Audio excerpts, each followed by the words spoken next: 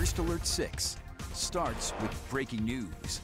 Well, breaking this morning, one person is in the hospital after a crash. Officers were called to 72nd and Pacific just after 5 o'clock this morning.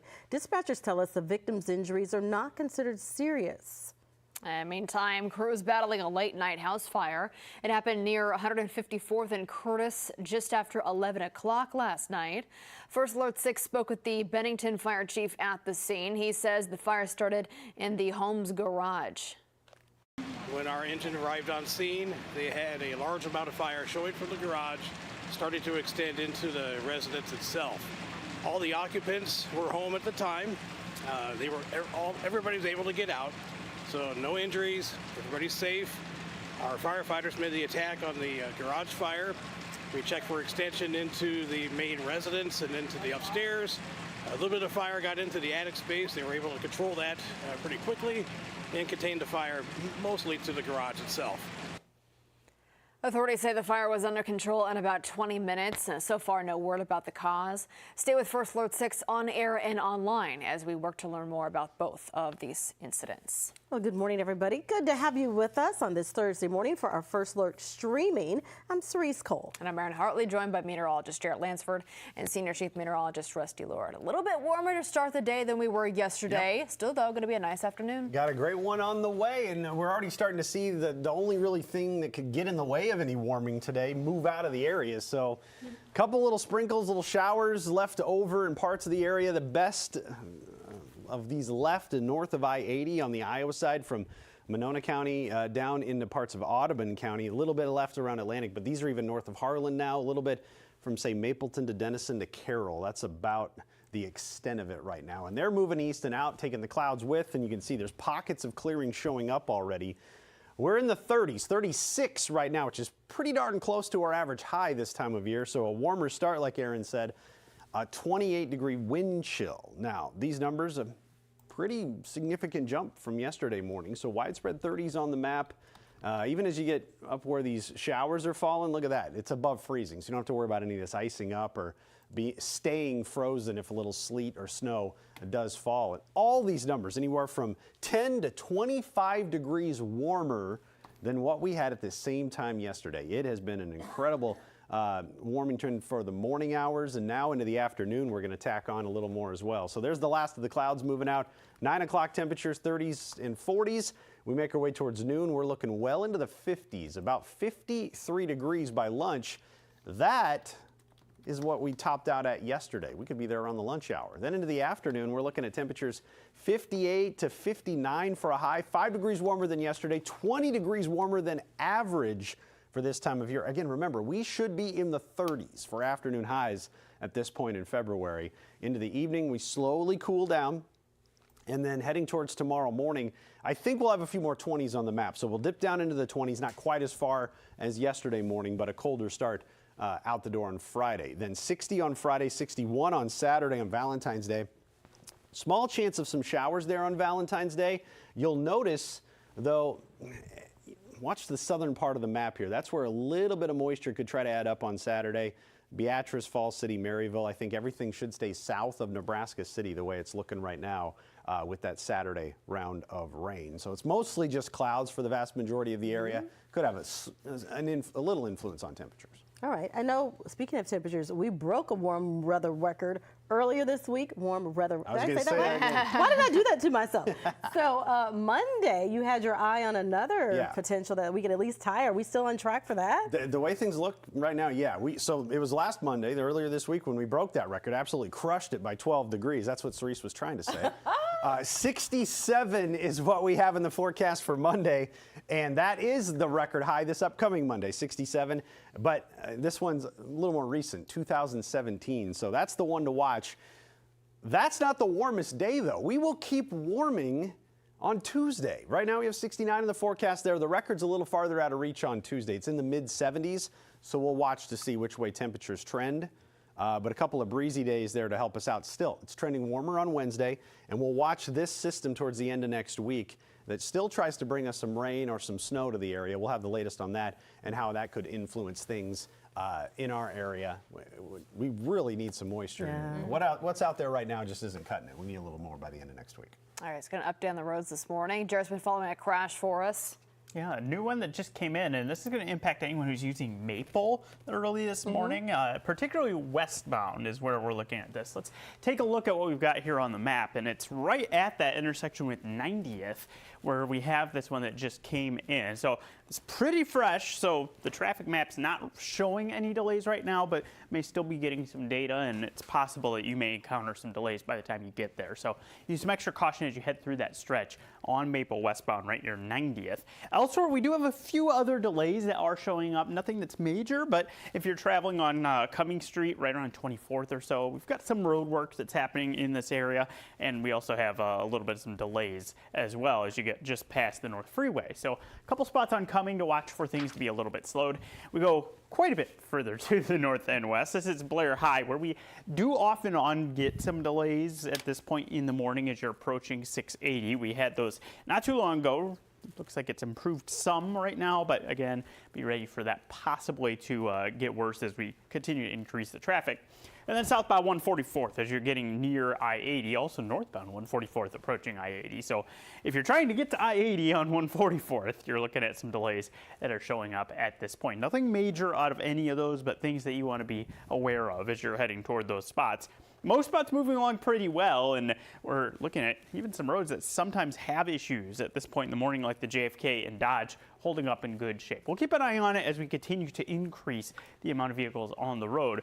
Something else that I'm going to watch for, we've had some sun glare issues the last few mornings, and we're going to check and see here in a little bit how those spots are faring and if that could be a big problem. Okay. Jared, thank you. Happening today, Nebraska Secretary of State Bob Evnen is set to release the state's voter registration list to the DOJ. A suit filed by the Common Cause Nebraska is aiming to stop this release. The nonprofit argues the release would violate Nebraska law. The court is not ordering the release to stop. However, the state Supreme Court decided they would take up the case. Also happening today, the 4 additional people arrested in connection to the disappearance of a Nebraska couple and their unborn child will be in court. Earlier this week, police arrested Amy Mitchell, Sheena Miller, Matthew Licklider, and Kendall Hawthorne. We're told they all live at the property where investigators say Roberto Tanner and Hannah Neville went before they were killed.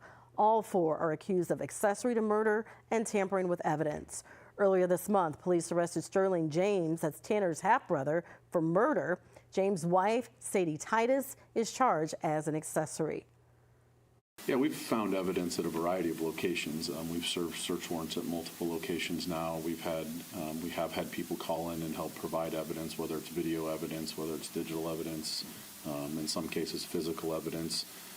Sometimes those things are of value, sometimes they're not, but that's why it's important with Crime Stoppers and that kind of thing to, if you're not sure, call in and let us assess that. Well, last week, investigators said unidentified human remains were found at a search site for the couple. The DNA results for those remains are expected in the next day or so. Over here at the safety desk now with Maria Cade. Getting regular health screenings can, of course, save your life. In between those exams, experts say it's important to be on your own health advocate at home. Maria has more details about how to self-check and how it's so critical. It's really, really important. Of course, you have to go and get those annual checkups because that can really save your life, especially if something is caught early.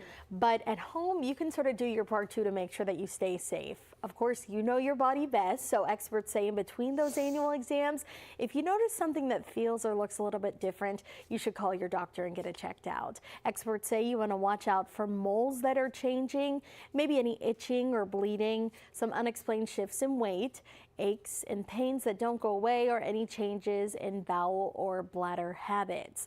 Now, those self-checks should be done every month, but remember, of course, they shouldn't be exclusive. You do those self-checks and you still have to go back to the doctor to make sure everything's okay. All right, bug that family member to make sure that they go. In the meantime, talking about how, of course, exercise is good for our bodies, also good for our brains. Really, really important. It can have a lot of positive impacts. There's some new research out that shows that a certain type of brain brain training could actually prevent or delay dementia longer in life. So a study found that it could slow by around 25% in people over 65 years old. That study actually involved a game that tests a person's ability to recognize two separate images, you see them there on your screen, in faster and faster sequences. Researchers say that those kinds of adaptive dual attention games use what's called implicit learning, and that type of learning uses different parts of our brain than games that involve problem solving or understanding the meaning of words. So doing that specific type of learning, it can really stimulate your brain and cause some pretty positive benefits. Okay, good to know. Maria, thank you. We're back after this.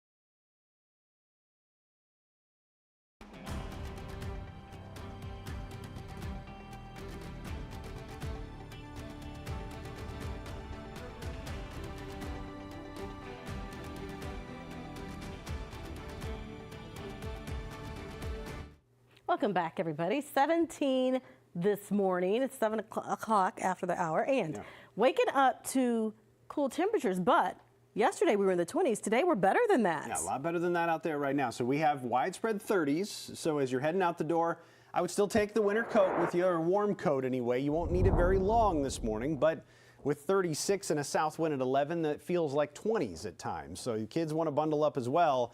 Out the door, there's been a couple of showers north of I-80. Those now mostly just on the Iowa side and in our far northern counties, from basically Mapleton to Denison to Carroll, and they're moving out. Temperatures right now in the 30s over much of the area where there is any rain falling, warm enough that it's just rain, and even if there is a little frozen stuff melted in, or mixing in, that'll melt pretty quickly. 58 for the high today. We'll fall back into the 20s tonight. All that is very, very nice for this time of year. 58's nearly 20 degrees above average over much of the area.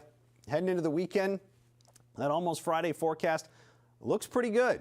Friday, Saturday, Sunday, near 60. Sunday probably the best day because they'll have the fewest clouds and the warmest temperature, but a very, very nice stretch overall. It could have some clouds get in the way a little bit on Saturday. Try to bring some rain. We're below average for the year, for the season now, and for the month, and we really, really need some moisture. If it weren't for nearly an inch of rain early on in January, those numbers would be much, much worse. So we'll see what we can get here on Saturday. It does look like towards 8 o'clock in the morning Saturday could have quite a few clouds. Some thin ones, though, on the north edge. Ones down to the south may be producing a little bit of rain around Rockport, Maryville, Falls City, and then those move out. So that's the northern extent of the rain as of right now. We'll watch to see how far north that can get, and then still tracking that record high on Monday. 67 is the record, and 67 is in the forecast for the afternoon hours on Monday. So that's where we're heading with that, a little bit of a breeze to help warm us up too. So overall, it looks like a pretty good weekend on the way by February standards. We'll be 20 to 25 degrees above average and a lot of sunshine to enjoy, especially on Sunday. Yeah, certainly is. So looking ahead, any chances of rain? Or in our forecast, we've been exceptionally dry. Yeah, we need some of that. There's a couple ones I'm watching here. Keep an eye on Tuesday. We might catch a little bit, but by far the best odds are still lining up towards the end of next week. We're keeping the odds low because we can't quite figure out which day it is, but let me show you what models are showing. This is Tuesday in the morning hours. We might just catch the southern edge of a little bit of moisture here Tuesday in the evening. And overnight, better odds to the north with that one. Then we zoom in a little closer and you can see Thursday with some rain.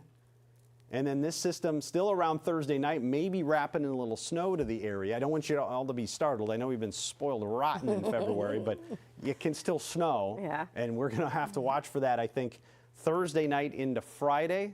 Potential for that. Some models even suggest that lingering into Saturday. So some things to work out, but it's still there. It's been there for the last several days, and you can see the odds leaning towards going to be better odds of getting some moisture anyway for the end of the month over much of the country. So the pattern is changing, and we'll get better opportunities next week. I promise, if we have snow in the forecast, I will not complain. It has been too nice. It has been great. I will not complain. Can I? Why not? It'll balance out. Somebody has to.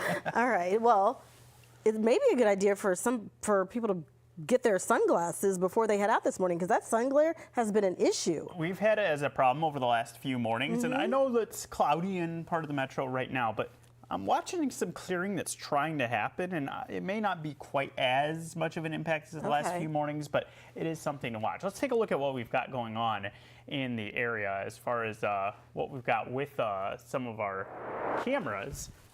And as you can see, we are looking at a little bit of some sunshine that's trying to break through some of those clouds there in the top left. That's the sort of thing that we'll watch if we could see some of those clouds thin enough that we get that just in time for the commute. So keep that in mind. Dodge eastbound, I-80, 370, those are spots that do slow down in that sort of situation.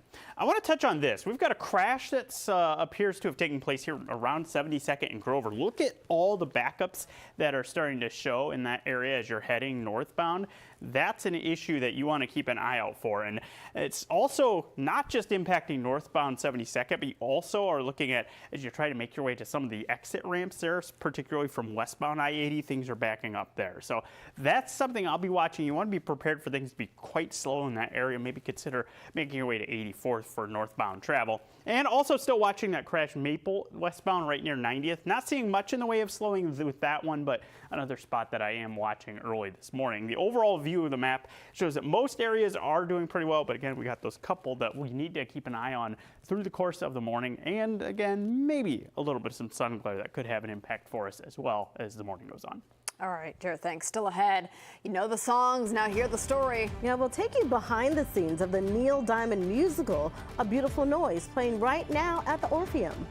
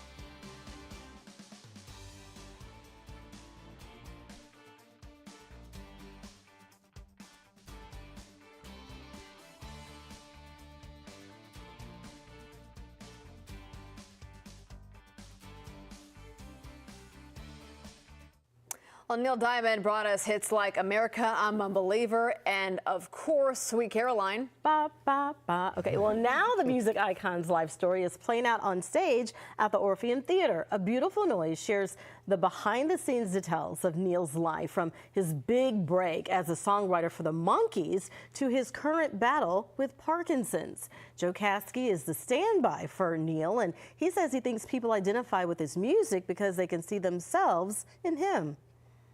I think that anyone can sing along to any one of his songs. There's nothing that he's doing that is unattainable, and it's over the top, and it's this whole like put him on a pedestal. We can't ever listen to this because he's so much better than us kind of thing. And I think that he's right with the blue collar working person in this country, and I think that is the majority of what people connect with.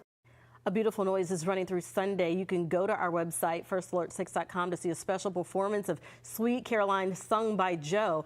I thought he was amazing. Marie and I both went earlier this week. Yes. I thought he was amazing as Neil Diamond. Really, really good. I mean, he captured the voice. He and did. the performance style too. I thought it was, he was really, really good. And one thing that I thought stood out to me about this show is that people went crazy. They acted like they were seeing Neil in concert. I mean, they were standing up in the middle of the show. They were swaying, standing up. It was, I never seen anything like that. Normally, I know a lot of people get excited and stand up and dance maybe at the curtain call, the finale of a musical. But during the show, you're right. Multiple numbers too. It wasn't just Sweet Caroline. It was all throughout. I went into this not knowing anything about Neil Diamond, and I learned so much. I didn't know he wrote songs for the Monkees. I didn't know that either. I didn't either. I didn't know that he was on a record label with a mob. Like, there's so many. He had such an interesting life, and I'm like, oh, he sang that and that and that. A lot of songs that you don't realize that he either sang or wrote. Really, really cool. You guys have a favorite Neil Diamond song? Probably Sweet Caroline. Sweet Caroline? Yeah, they play at the end of Iowa State football games. Yeah. That's It's the go-to. It's the classic. All right, everybody. Thanks so much for joining us. We're going to get ready for our update in today's show. We're going to give you a bird's eye view while we work. You can watch that streaming on the air, or you have two options. Can't get it out. Here Thursday. A lot of talking today.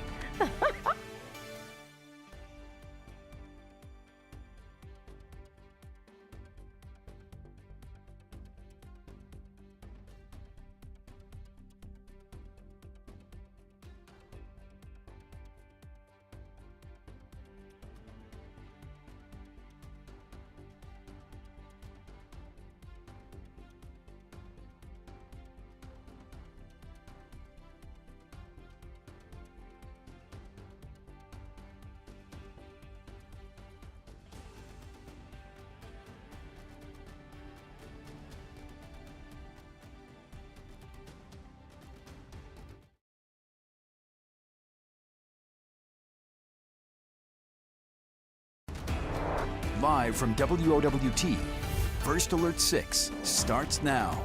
Good Thursday morning, everybody. It is 7:26. I'm Cerise Cole. And I'm Erin Hartley. A first alert to a crash. Jarrett Lansford has more details. It's really impacting northbound travel on 72nd. It's right around Grover where we have this. And you can see the red lit up on the graphic as you're going past I-80 and then all the way back down toward F. You have those delays. Here's what it looks like on the Nebraska DOT camera. And if you look closely here, there is our crash. You can see all the flashing lights. So you might consider maybe using 84th as an alternate route to make your way northbound while this is in place, because it is a parking lot as you're trying to make your way northbound on 72nd. Also have a crash I'm watching 90th and Maple. You can see things a little bit slow northbound there as well. Thanks, Jared. Let's talk about what's out there with our temperatures. We have some clouds we're trying to get rid of. They're moving off towards the east. There's been a couple of showers, snow showers in them, mostly to the north. 36 degrees. That is 1 degree shy of what our normal high is this time of year, 37. So a very nice start. Clouds moving out with the showers moving off towards the east. There's a few of those in our far northeastern counties. That's about it that's left. And well, it's warm enough there that you don't have to worry about any of that icing up. It's dropping a little bit more where the clouds have started to clear. Clearing skies and 58 degrees with sunshine this afternoon. 5 degrees warmer than yesterday, 20 degrees above average, and it's not done warming yet. Into the 60s this weekend, 67 degrees by Monday. Aaron?